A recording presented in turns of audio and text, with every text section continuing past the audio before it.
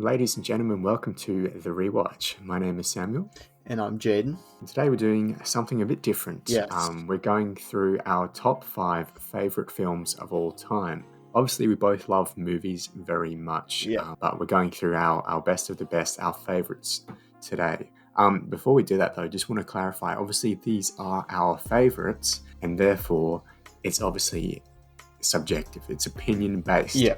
Just because a movie is one of our favourites doesn't mean we think it's any good. That's just for me, though. I think you might have different Yeah, I opinions. might have different opinions, but I think the premise is that, these films, our rankings might differ from yours, and that's fine. And if, feel free to share your ranking down in the comments of your top 5 films as well.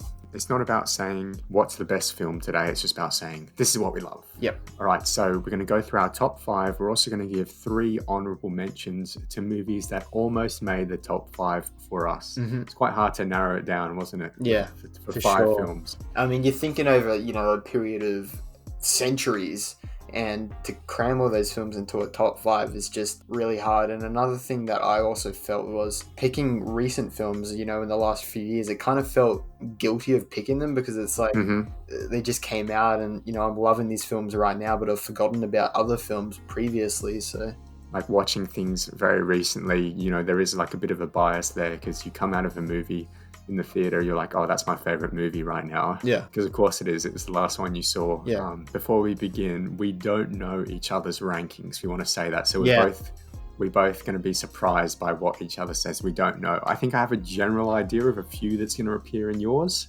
Okay. I think, but I don't know. Yeah. I couldn't guess the exact order, or I'm sure there'll be a few that surprise me. Yep. So we don't know each other's rankings. Yep. All right, let's get into it, shall we? Yep. So do you want to start off? Coming at my number 5 ranking, I have Joker. So this film released, 2019, I think, 2020? I think remember. So. 2019. 2019. And I had very high hopes of this film just from the trailer. And, the trailer alone sold me on the film. I was like, man, this is going to be such a good film. I'm going to love this film. And I love the Joker character so much. Like, it's so versatile, and we've seen so many different on-screen and off-screen cartoon sort of variations of his character. And in particular, I loved Mark Hamill's interpretation of the Joker as well. But man, when I saw Joaquin Phoenix, take on this role, I knew this was going to be perfect. And even the trailer alone, it told its own little story about like this whole film, and it crammed it into 2 minutes or whatever. And it told its own little story, which was phenomenal. But the music in this film is amazing. It was spectacular. Some of the best sort of work I've seen in recent years. And also the story we follow of Arthur Fleck is just incredible. And we haven't seen Arthur Fleck as a character very much in film. But that's true. I feel like it was the right road to take with this Joker, rather than going with the sort of generic one that we always see. And also this sort of sad version of the Joker where, you feel for him, you empathize with him because of what's happened in his life. It's kind of like you feel for him more than a superhero, right? Even though he's the villain. So it's crazy how much, fan reception they pulled into this film. And also, I've been wanting an R-rated superhero film for a long time. And I think Deadpool might have been one. But this is the one that I was searching for all along. This is what I was waiting for. Definitely. And I've always loved DC characters more than Marvel characters. Me too, actually. And this kind of brought me back to, Christopher Nolan's Dark Knight trilogy, which I absolutely love as well. Coming in at my number 5 is Blade Runner 2049. Okay. I watched this movie again very recently, but from the first time I watched it, it became one of my favorites. This is the most beautiful movie I've ever seen in my life. Directed by Denis Villeneuve, French director. He's directed sort of things like Arrival, Prisoners, beautiful movies. You got Ryan Gosling, Harrison Ford, Jared Leto. This is a film, it's a sequel that it respects the previous movie, and it also builds and improves upon it without tearing the original down. Mm-hmm. And that's so rare. We never get that anymore. We hardly get good sequels anymore that, you know, respect the original movie For sure. and just elevate it so much more. This movie is a slow burn detective movie. You know, it's a slow movie, but that's the beauty of it. It's a mystery movie. It's just so beautiful. It's a rare thing because it's a sequel that is just so good. This is the best movie that nobody saw, unfortunately, because the box office was not too successful. But I think it's about 50-50 as to whether we get a sequel, because there's a cult following behind this Blade Runner universe, and I'm well in there now. Beautiful movie. Coming in at my number 4 ranking, we have Star Wars Episode 5, The Empire Strikes Back. It was really hard to pick a Star Wars film, and I knew for sure that a Star Wars film was going to be in my top 5, and I was picking between Return of the Jedi, The Empire Strikes Back, and Revenge of the Sith, which are all phenomenal films, let me say that. But man, something about The Empire Strikes Back and the original trilogy, it's so special to me. Yeah, and in terms of the best Star Wars film, I think this is it. And, you know, people say Return of the Jedi and Empire Strikes Back are basically hand in hand, but I think The Empire Strikes Back just wins that over a bit. But in terms of things that really sold this on being the best Star Wars film and making it in my top 5 at number 4 was, you know, the relationship that we got between Han and Leia, which I think is just, you know, some of the best on-screen relationships we've seen in the Star Wars universe and in film in particular. And another thing that I also loved about this film, which I love with every Star Wars film, is John Williams' scoring. It's incredible in each Star Wars film. I've never heard a bad score by John Williams. True. And he's done some of the biggest stuff out there, you know, Jurassic Park, Indiana Jones, I think he did as well. But Star Wars is definitely some of my favorite work he's ever done. Luke Skywalker in this film as well. He's incredible. He's kind of what we've been waiting for from Luke Skywalker forever. Darth Vader in this film is also incredible. All the characters in this film are just amazing. And I think the sort of chemistry between them and how they interact, how the actors interact, George Lucas's directing, which obviously people have questionable sort of motives from his directing. I think it turned out great either way, so obviously he's doing something right. Coming in at the number 4 spot for me is Batman Begins. Okay. Directed by Christopher Nolan. I will simp for Nolan for the rest of my life. Let me just go through the cast for this movie real quick. Christian Bale, Katie Holmes, Michael Caine, Morgan Freeman, Liam Neeson, Cillian Murphy. What an incredible cast. Wow. This is a movie that makes you, like, when I finish this movie, I just want to punch the air in joy upon its conclusion. It just makes you feel so, like, it's got such an epic ending with that final sort of swing or final glide. The film's focus in this movie, it's not a Batman movie, it's a Bruce Wayne movie. And when a comic book movie decides to delve into the character rather than give us a massive CGI battle, we just get such a better film. It goes through, obviously, Bruce Wayne and his journey to become Batman. And the story just has so much heart, you know? It has charm through Alfred's character and Fox's character. And it's about as realistic as a superhero film needs to be, in my opinion. Yeah, as I said, the movie is a Bruce Wayne movie. It's not a Batman movie, but you know, it makes you care about the man in the Batman, and that's what makes it so great for me. I think this is one of the best superhero origin stories ever, period, as in terms of like critically, but obviously it's one of my favorites. I think the two villains are great, and the two villains actually, well, especially Ra's al Ghul, so Liam Neeson's character, goes hand in hand with the origin of Batman. And I think that's just so cleverly done. You know, villains are the hardest part to nail in superhero stories. But Christopher Nolan, you know, he does it here. And I love Rachel in this movie too. I'm actually quite sad by the fact that she was recast in The Dark Knight, because I really like Rachel in this movie. But it's a Bruce Wayne movie. I love it. I love Bruce Wayne. Christian Bale's my Batman until Robert Bat comes along. Coming in at my number 3 ranking, we have, which I think you probably would have guessed is on this ranking, Lord of the Rings, The Return of the King.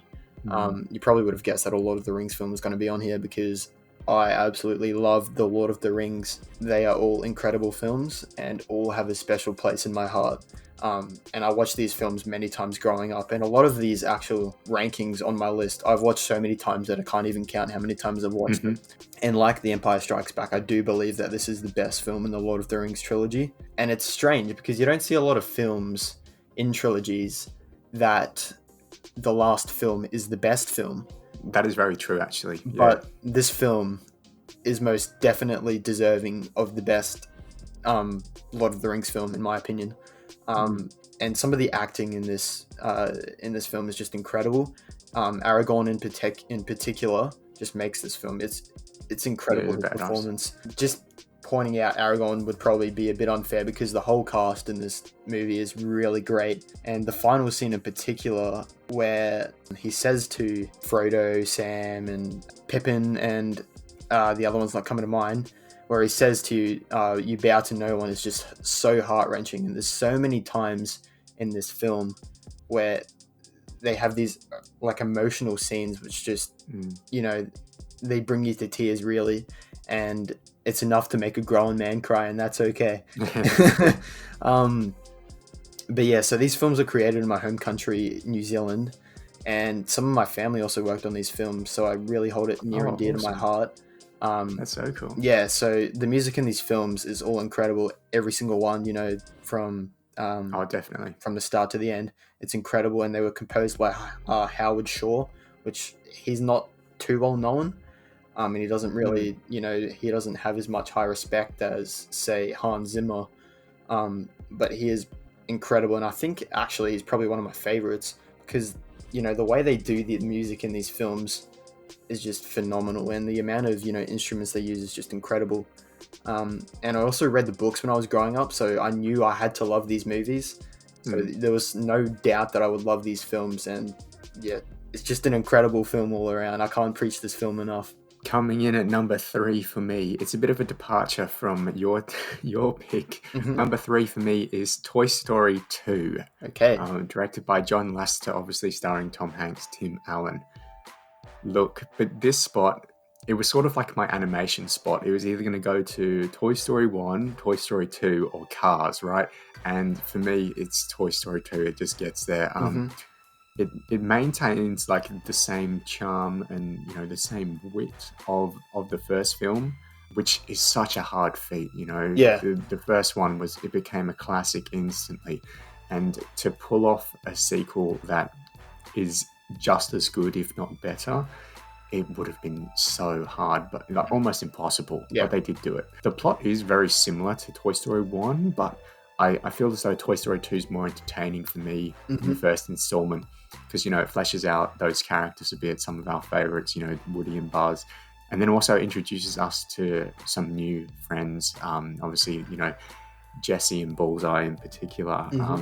It's quite bold to choose this film because the fan reception from the Star Wars, from the Toy Story films is that number 1, 3, and 4 are all incredible films as well, and, you know, number 2 is kind of hidden in the shadows, and that doesn't mean that it's a bad film. So I think in terms of like the best one, I think it's either between 1 and 2. Yeah. And then 3 is close behind, and 4 is just miles away. But anyway, in this film, we get 2 Buzz Lightyears. Obviously, I'm a big Buzz Lightyear fan. He was my favorite part of the first film. And I think he's the best part of the first film as well. The story doesn't really work without him. In this film, we get 2 of them, which is just hilarious. And then we also get one of the best opening scenes in animation ever, in my opinion. Yeah. Which is the Buzz Lightyear video game thing. Just so awesome. References. Yeah, we get about 72 Star Wars references as well. Toy Story 2 is Disney and Pixar at its best. And yeah, that's all I can really say, really. Toy Story 2, it's going to be, it was a favorite of mine when I was a kid. It's always going to be a favorite. It's just going to be one of those movies that just sticks with me throughout my entire life. Yep. Coming in at my runner-up, or number 2, is Baby Driver. And when I went into this film, I honestly was expecting nothing. I had not watched any trailers, and I didn't know anything about this film, kind of like when I went to watch Tenet. But oh my God, was I in love with this film when I walked out of the cinema. Yeah. I felt like I had been through an experience. This film was incredible. and everything from the music to the cinematography to the acting to the story, it was all 10 out of 10 for me. And the little details in this film that the director Edgar Wright does is just incredible. The amount of detail and the little things that he puts into this film, like, it's not necessary, but he goes there anyway. And to me, that's what makes a film great, is just putting in the effort when you don't need to. And we see this in, like, for an example, when we see in the starting race sequence, we see a camera light flash when he goes through them on a red light. And later on, we see a photo of him, and we see that photo because of the camera that flashed him at the lights. And if anyone could understand what I said there you go. But the little things that he does is just incredible.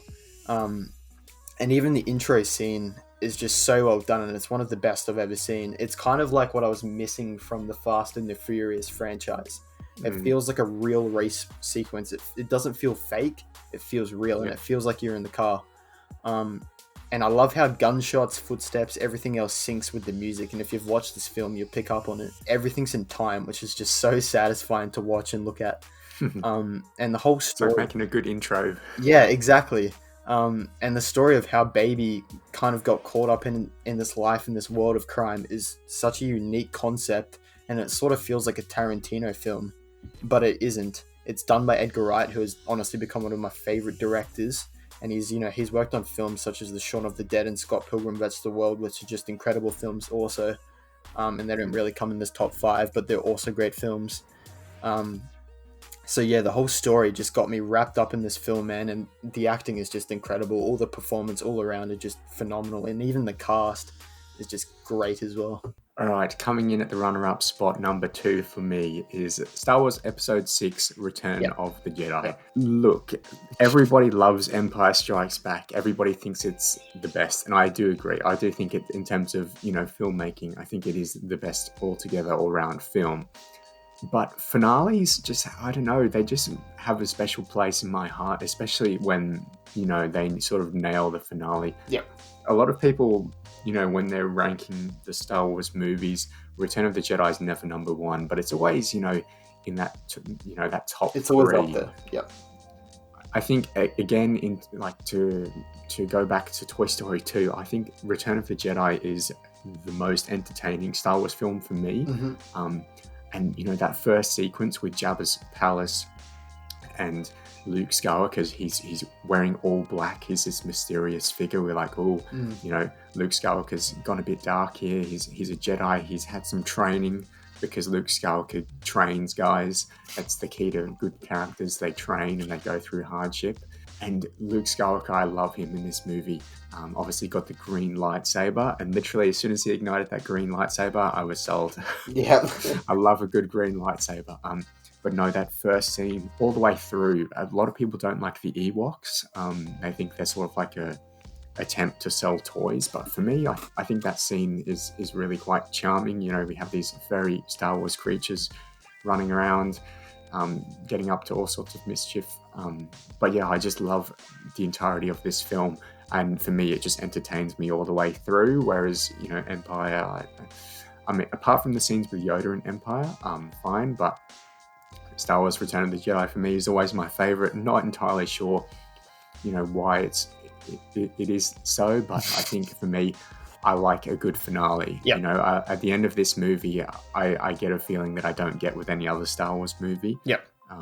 Or sort of even Revenge of the Sith, that's a finale of the prequel trilogy, but at the end of Return of the Jedi, you just feel good. Yep. And so Star Wars Return of the Jedi is going in at my number 2 spot.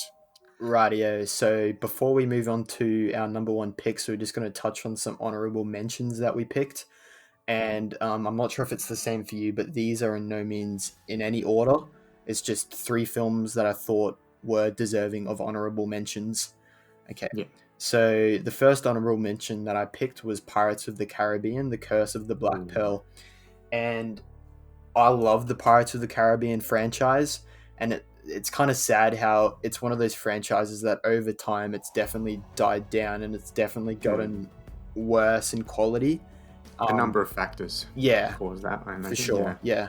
But the first film, man, it's just so nostalgic to me, and so many of the scenes in this sell this as, you know, an incredible film to me. And Jack Sparrow as a character in particular is like one of my all-time favorites, and he's, if not my favorite character of all time. And we haven't seen it before. You know, it's such a unique and a funny way to do a pirate film. Like, you don't see that ever in filmmaking, and it's such a great idea. Whoever thought of it was like a genius. But yeah, comedy and pirates is such a great mix, and Jack Sparrow, this kind of dumb but witty but kind of like smart character in a way. Like he gets through it somehow. We don't know how, but he gets through it. Just he always seems to have control, but he never really does. Yeah, he's like a drunk person that is in control of their life, and that's a really bad analogy, but there you go. And the music by Hans Zimmer in particular is just so great as well. Hans Zimmer, man, his scoring is just incredible. Everything he does. But some of the acting in this as well, you know, like I mentioned before, Johnny Depp, we have Barbossa, which I think is Jeffrey Rush, also an incredible actor. The whole cast in this sort of film is just phenomenal, and I mean that's with every ranking that I've done. The cast is just incredible, and that's what makes a movie as well, is just the acting. Okay, so coming at another honorable mention for me is Now You See Me, and I believe Sam hasn't seen this film. I have not seen. You haven't seen this film? Now you don't see me. Anyone that hasn't seen this film, you need to go watch this. I encourage you to watch this film. Now I see it. Now you see it. It's quite an old film, and not too old, but it's definitely not recent years. It's an incredible film, and it's always been one of my favorite films, but it just doesn't quite compare to the others to make it in my top 5. And that's not saying that it's a bad film at all, because it's a great film. You know, the magic and action is just such a great mix, and it really makes you wonder why no one has done it before. Like, it's just such a cool sort of theory. And as usual, you know, the acting is just spectacular. Jesse Einsberg, Mark Ruffalo really stood out as my favorites in this film, who are both, you know, world-class actors. Incredible. And the twist of this at the end of this film in particular, which I'll not spoil, is just one of the greatest I've ever seen. I completely did not expect it coming. It just hit me like a train, and wow, it was incredible. And the theme in this film, the scoring as well, like in my other rankings, is just incredible. I think it's titled Now You See Me, which is quite generic because it's the film, by Brian Tyler. Brian Tyler is also phenomenal. Such a great theme. Rightio, so coming in at not my number 3, but another honorable mention for me is Guardians of the Galaxy, which is another great film. And honestly, it's kind of like a guilty pleasure. Like, it's not a good film, but it's just such a favorite film of mine. Like, it's so fun to watch. It's engaging. Yeah, it's just fun, isn't it? Yeah, and that's what this ranking is about. You know, it's not the best film, it's your favorite film. So this had to make an honorable mention for me. And it's most definitely my favorite MCU film of all time. Bit of a spoiler there for when we do a video on that. But such a great film. The music in this film and how they went for, you know, the old time tunes. They chose stuff like the Jackson 5. Such a good pick, and that's what really sold it on me, because I'm a sucker for, you know, old tunes. Love the music in this film, and Star-Lord by Chris Pratt is a perfect fit, and that goes along with all of the other characters. I mean, you know, such great fit for all the characters. I couldn't think of anyone else to play those characters. Amazing picks. All right, my first honorable mention is going to go to The Social Network. So directed by David Fincher, it stars Jesse Eisenberg, Justin Timberlake, and Andrew Garfield. On paper, this movie looks as though it should be boring. You know, it looks as though it's a movie that should be shown to you by your English teacher for some bizarre reason, and you just got to sit through it and try not to fall asleep. However, it is anything but. It tells the story of, obviously, Mark Zuckerberg, and the story just flies through. It really goes at, you know, a breakneck pace, which, if you think about it, is actually sort of realistic to Mark Zuckerberg in real life.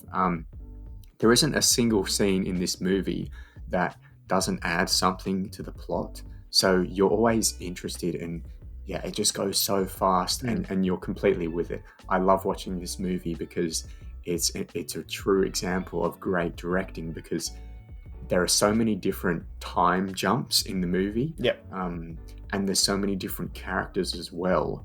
And the movie goes through and takes you on all of these journeys, but really you're just progressing through Mark Zuckerberg becoming the founder of Facebook. I think this is a movie that, like, every millennial or anyone in sort of the younger generation needs to watch, because not only is it a fantastic movie, but it also, introduces and, gives you a bit of backstory as to Mark Zuckerberg, probably one of the most influential people in our time. Mark Zuckerberg's come out and said, like, certain things are not, not real, but of course he's going to. This film doesn't exactly portray him in a good light, but it's not really about that. It's just the movie is so good, and the music's actually great too. You wouldn't think that, a movie about an influential figure founding an internet company would have great music, but it does. And the music is so, like, Hans Zimmer-ish. It's so, like, blaring and, like, like depressing, and sort of just got that eerie vibe to it. Like, it's got a tension. Yeah. And it just makes you on edge, because it's like a horror movie. Mm-hmm. The music is like it's from a horror movie, and it's because this guy is slowly becoming more and more of an asshole as he goes along. Yeah. But yeah, I love this movie. I love watching it because it's over so quickly. It's a short movie, but every single part of it is just so well done. It's really brilliant. So there's my pick. First honorable mention, The Social Network. My second honorable mention goes to Rocky. Yes. Now, the first one was directed by John Avildsen. All of the others were directed by Sylvester Stallone. In terms of the Rocky movies, I didn't know which one to put down. I enjoy all of them from 1 till 4. And also the Creed movies are great as well. But for me, I just had to go for the first one. I don't even think I like the first one the most, but you've got to start somewhere. In this movie, it's a classic, an absolute classic. Started perhaps one of the biggest franchises ever. Yeah. And these movies, they're feel good movies. When you finish these movies, you just feel so warm on the inside. They have so much heart. And Sylvester Stallone and Carl Weathers, they give fantastic performances. And after this movie, they became cinema icons, and rightfully so. The boxing fights in the movies are good enough to get anyone's adrenaline pumping. Even though rewatching these movies, I know what's going to happen, I'm still on edge. I'm still in Rocky's corner. I'm hoping that he's going to get out of this one. But even though I know the result of the fight, I'm still on edge. I'm still nervous. And the fact that the movie can do that. And this movie was, when did the first Rocky movie come out? It was actually ages ago. Yeah. But yeah, an absolute classic. 1976 it came out, and it still holds up. So there you go. I really enjoy watching all of the Rocky movies, well, 1 till 4 anyway. It's one of the most iconic film series of all time. The first one, Rocky, is going in. Honorable mention. My third honorable mention goes to Joker. Now, this movie is going to start a renaissance for us superhero movie fans. For sure. I think this is one of the most important movies for our audience, because this movie, by releasing this movie, we as an audience were able to say, look, big studios, we want more than just big CGI battles that have no heart and no character development to them. We don't want to just sit there and be fed, awesome action scenes. We want to be invested in these characters. We want more grounded films. And I think this movie is really, really important because of that. Do you think we're going to get, Robert Pattinson as the Batman if this Joker movie didn't happen? I don't think we would have. Obviously, Joaquin Phoenix gives a performance of a lifetime. He's whether he likes it or not, this is the movie that he's going to be remembered for. Yeah. Obviously, the music is fantastic. You've already touched on that. You know, it's a movie that tells the story of a man descending further into madness, and obviously you do empathize with him as he goes down that track. Obviously, it's one of the most iconic comic book characters of all time, and like you, I do like the DC characters more than the Marvel characters, but obviously recently DC haven't been giving us that many great movies, but the Joker is a happy return to form for DC. And you know, obviously we needed this movie. We needed to tell those big studios that we don't need every movie to be a big MCU Avengers ripoff. You know, we care about characters just like we get in Joker. I love this movie. Do you want to reveal your favorite film of all time? I know exactly what it is.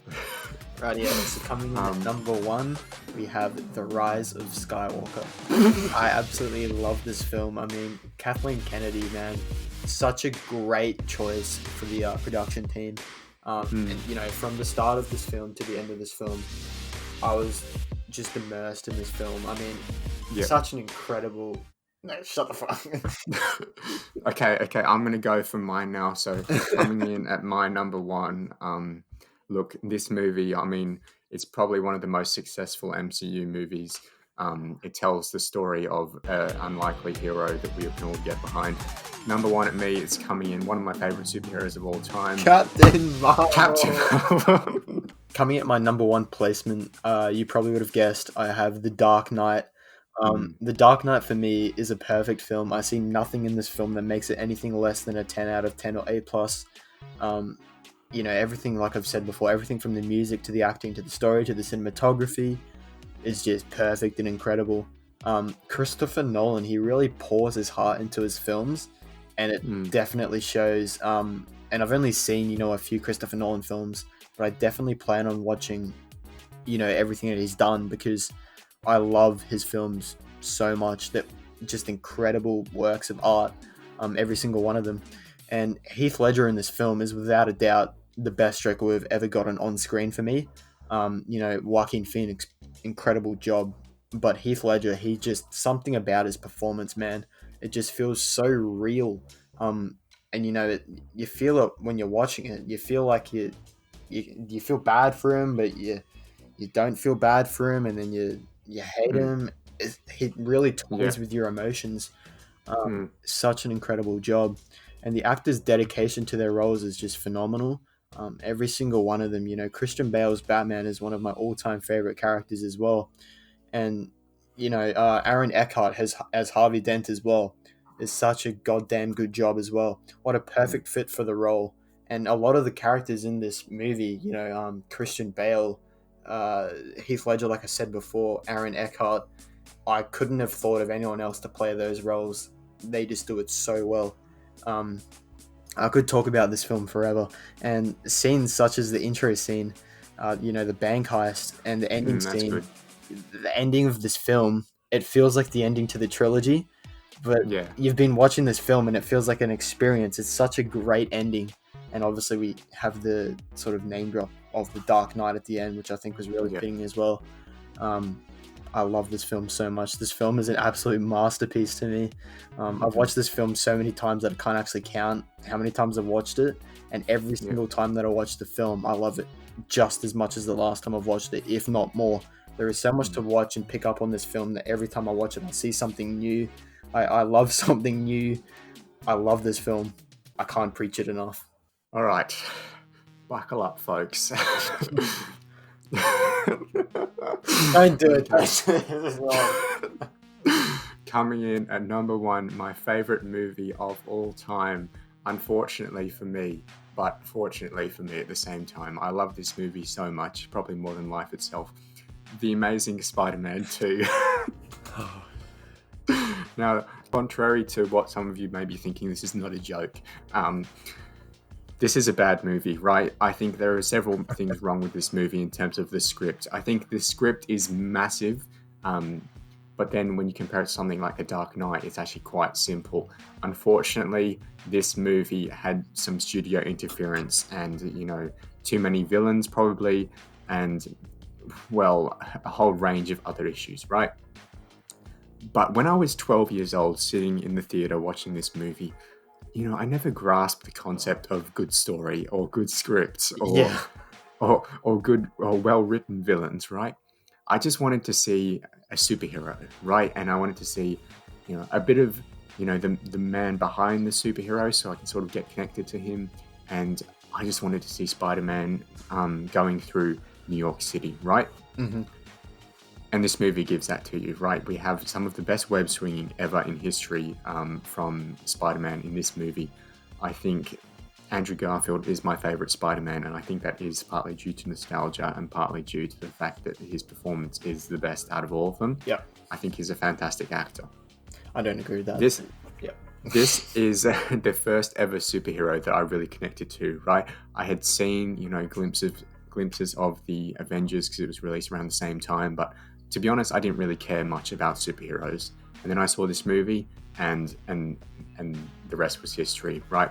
So if this Spider-Man movie can sort of get me invested in superheroes, then it must have done something right? Coming back to this movie, obviously I get a massive hit of nostalgia, right? But I still really enjoy it. I don't know what it is because I can see the issues, right? But I love Dane DeHaan as Green Goblin. I think Electro's completely over the top, but I think fine, we need those over the top. This is not a grounded story. So over the top villains is okay. Electro's the worst part of the movie though by far, right? Alexis Savage, who's a British actor who's putting on a Russian accent as the Rhino, he's completely over the top. That first 10 minutes of this movie is fantastic, right? It's brilliant for me. I love it so much, right? You have this Russian guy in this car just screaming random things in Russian, right? For no particular reason.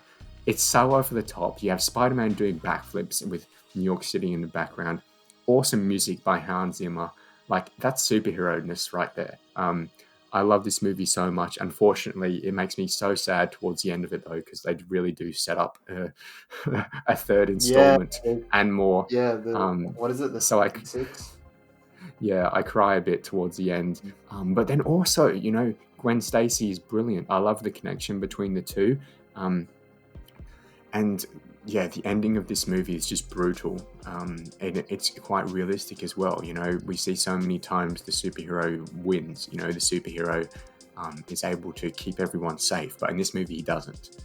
And I think, watching this in the movie, I was like, oh, she's going to come back to life. She's going to come back to life. And then she didn't. And I was like, oh, damn. What? The balls to do that by Sony is pretty awesome. Yeah. But then when you think about their plans for what they were going to do in the next movie, you're just sort of happy that one never happened. Regardless, I love this movie. Everyone else doesn't, but that's completely fine with me. I must say, a huge shout out to Hans Zimmer. I think, a lot of these rankings that he's been in a lot of our rankings here. He's made a lot of the scoring. 3 of my top 5 movies have been scored by Hans Zimmer. The other one, John Williams. So Hans Zimmer, shout out to him. Shout out. Probably one. I love his music. Yeah, so. He does a fantastic job each time, yeah. All right, thanks for watching, everybody. If you'd like to send us, if you'd like to hate on my pick, if you'd like to hate on any of Jayden's pick, tell him he's wrong. Tell him The Dark Knight isn't as good as he thinks it is. I think you're getting the hate out of this one. Yeah, send it over to us on Instagram at the Rewatch Pod. You can follow us there. We have a podcast that comes out weekly every Friday called the Rewatch Podcast. You can subscribe to check that out, or if you want, you can listen to us on Spotify. All the links will be in the description below. Yep. Bye for now. See ya.